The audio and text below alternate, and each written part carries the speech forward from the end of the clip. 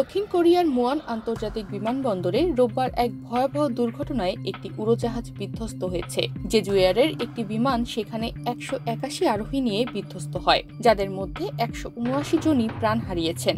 বাকি দুজনকে জীবিত উদ্ধার করে হাসপাতালে পাঠানো হয়েছে।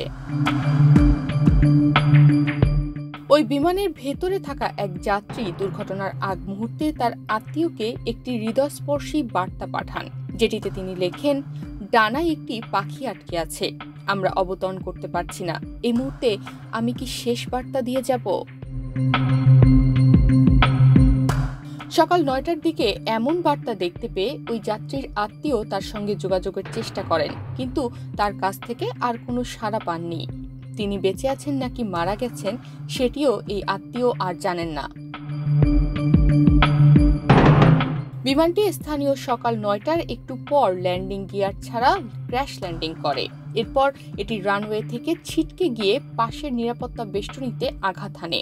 সঙ্গে সঙ্গে বিমানটিতে আগুন ধরে যায়। ফায়ার সার্ভিসের কর্মীরা 50 মিনিটের চেষ্টায় আগুন নিয়ন্ত্রণে আনতে সমর্থ হন।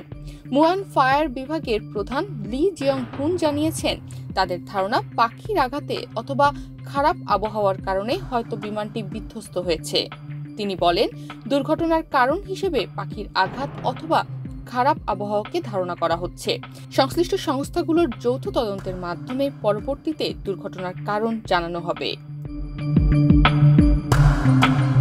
তনিমা রহমান, বাংলাদেশ প্রতিদিন।